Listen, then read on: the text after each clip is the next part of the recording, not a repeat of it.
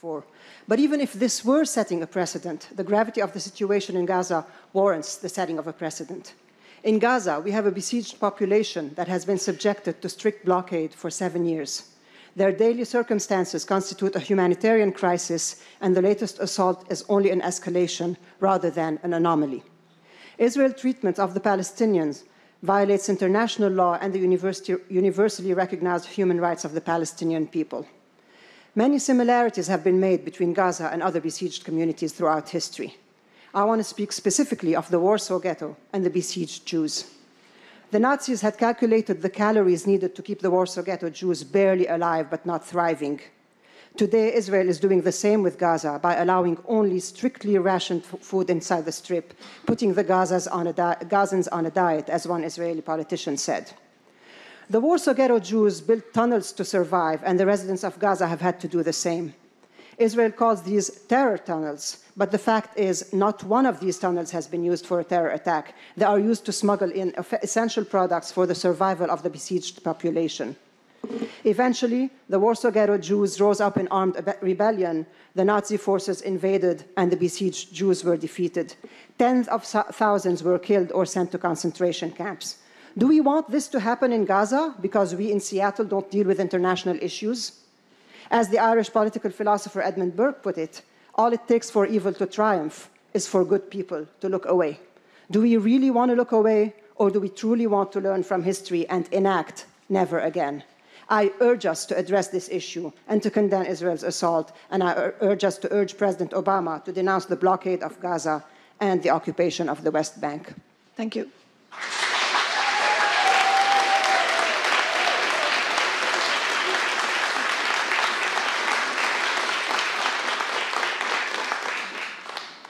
Linda Bevis.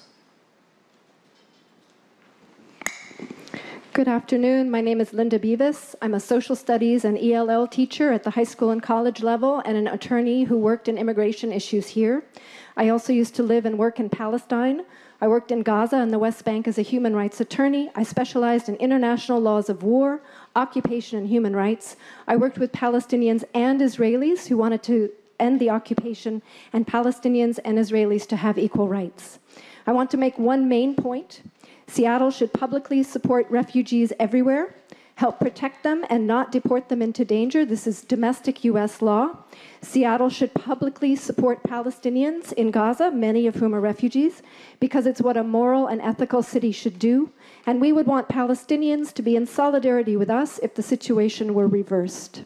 Specifically, if the Seattle area of, say, SeaTac to shoreline, which is slightly larger than the size of Gaza, were occupied by a foreign hostile army who blockaded and besieged us, if this occupation army wouldn't let any of us out or back in on any of our roads, if this army stopped all of our ships from leaving Elliott Bay or Shilshol or from coming back in, if the army stopped our fishermen from catching fish off our coast, if the army refused to let us open or use SeaTac, if the army kept out the most basic goods to keep our economy going, if this army refused to let any food come in by road, railroad, air, or sea, or allowed just enough in to keep all of us on a near-starvation diet, if this army bombed Seattle City Light and our other utility companies, so we had no light, little electricity, no sewer or garbage services, if this army bombed UW and Seattle U and SPU, and if this army bombed UW Hospital and Swedish and Harborview, and if this army bombed my child's elementary school and your child's middle school and her child's high school, and if this army shot at us if we tried to farm our lands, and if this army sent soldiers in day or night to arrest or kill activists or freedom fighters or resistance fighters. Thank you.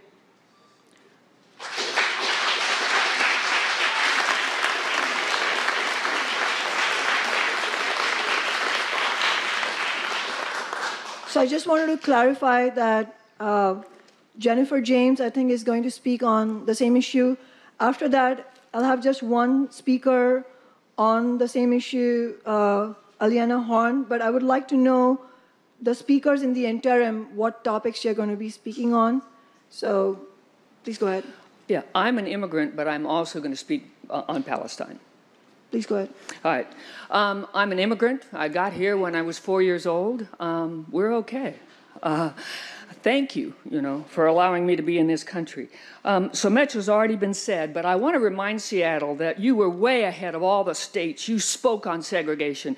You spoke on the Equal Rights Amendment. We were the first in the country. You spoke about Vietnam and that war. You spoke about gay rights, and you finally spoke about Iraq. So let's not be the last. Our country is always the last to stand up against one of these violent things, like we were the last for apartheid in South Africa. Why not be the first? That's what our reputation is. I don't think I have to argue with you what is going on. You know what Israel is doing. They're not defending themselves. You don't do the water and the sewer and the electricity. Do you know the things that there's a group that meets in Tel Aviv and decides what would really punish the Gazans? So they don't give them coriander because it's a favorite spice. They don't want the women to have sanitary napkins. They don't let in shampoo as if someone's making bombs with shampoo. They go down the list and they decide how, just with the Warsaw Ghetto, to make people suffer. But it's much worse than that. Do you know that they use flesh-it bombs, which the United Nations has outlawed? Flesh-it bombs. Do you know why so many people are injured? Because they explode in shrapnel. You maybe didn't see the BBC photo of a man with a plastic bag full of what looked like meat, but it was what a flesh-it bomb had done to his son. How many children? Flesh-it bombs. Then they're using dum-dum bullets so that they don't go in and out. They go in and they explode. It's the white phosphorus. It's the old kinds of things. They're using the worst possible tools, and there's no excuse for it. It has nothing to do with defense. Why do you think 10 to 12,000 people are wounded? It's the weapons that they're using. There's no excuse. They're not afraid. Thank you. And we all know why. Thank you.